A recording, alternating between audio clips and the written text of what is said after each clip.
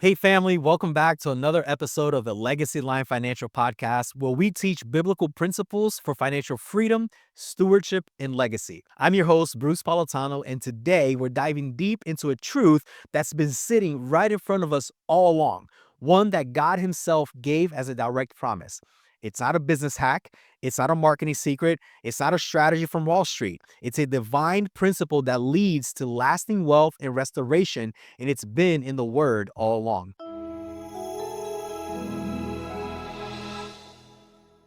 We're talking about the connection between tithing, stewardship, and financial restoration, and how this principle not only builds spiritual wealth, but can literally change how you manage money, handle debt, and rebuild your credit. This one's going to be part teaching, part testimony, and all transformation.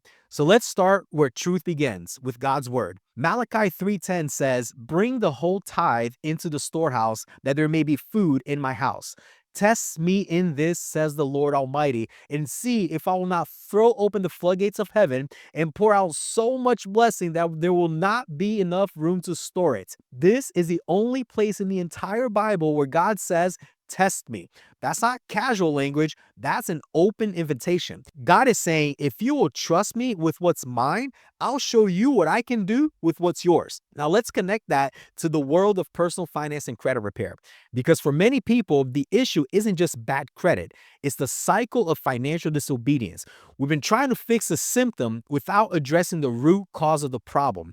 When we tithe, we're not giving God money He needs, we're returning a portion of what He already gave us. Tithing isn't a payment, it's a declaration of trust. Now, let's make this practical. When you look at your credit report, it's really a report card of stewardship. It's not about shame, it's about reflection. It tells a story about how we've handled the blessings we've already received. And sometimes that story reveals that we've been living outside of God's design for our finances. But here's the good news, and I want you to hear this with your spirit. God is in the business of restoration. 2 Corinthians 5:17 says, "If anyone is in Christ, the new creation has come. The old has gone, the new is here." That includes your financial life. Your mistakes do not define you. Your redemption does. When you begin to tithe faithfully, you're essentially saying, "Lord, I trust you more than I trust my paycheck, my credit score, or my bank account." And that act of obedience begins to realign your heart with financial wisdom, discipline, and stewardship.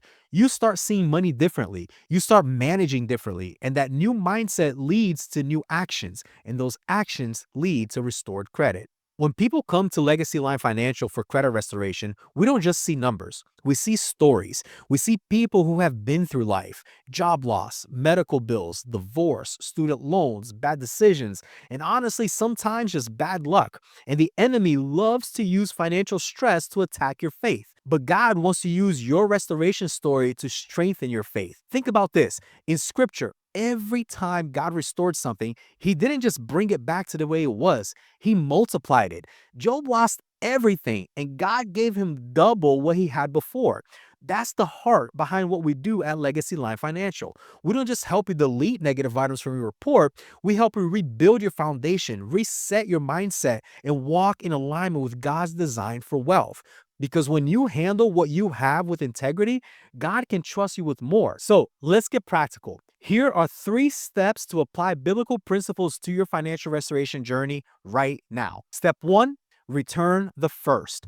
Tithing isn't just about the amount, it's about order. When you give to God first, He blesses the rest. If you wait to give what's left over, you're putting God last and asking Him to bless leftovers. Step 2, steward what you have. Luke 16:10 says, "Who was it with very little can also be trusted with much." That means that the key to more is stewardship. Start tracking where your money goes. Stop avoiding your bills and face your financial reality with faith, not fear. Step 3, partner with the right help. At Legacy Line Financial, our credit restoration process isn't just about disputes, it's about deliverance, freedom from the weight of debt, fear, and confusion. We combine expert financial strategies with biblical wisdom to help you not only repair your credit, but renew your relationship with money. When you start applying these principles, tithing, stewardship, and trust, you'll begin to notice something shift. It may not happen overnight, but here's what I've seen time and time again. Doors open, favor flows, opportunities appear, and peace replaces anxiety. God's promise in Malachi 3:10 wasn't about making you rich. It was about making you whole. Because when you put him first, he takes responsibility for your increase. So as we wrap up today's episode, I want to leave you with a quick testimony of my own story of how tithing completely changed my finances. You see, my wife and I were recently married and drowning in a hamster wheel of debt. You know what I'm talking about. The hamster wheel of making payments towards your credit cards and the next month looking at the statements and the balance still looks pretty much the same as it did the month before because the majority of the payment went towards the interest of the debt, not the principal. Yeah, that was our story, month after month, until one day I sat her down on the couch and said, "Babe, I think we should file for bankruptcy. We're throwing our money away trying to pay off all of this debt, and no matter how much we pay, we're not even making a dent on what we owe. Filing for bankruptcy will suck for a couple of years, but at least we'll be free of all of this debt." And I'll never forget the look in her eyes when she said, "Before we do that, why don't we first try to fully trust God with our giving and start tithing with a cheerful heart? I'm sure He'll provide for all of our needs." Well, there was no way that in that moment I could disagree with the wisdom that came out of her mouth. So we gave it a shot.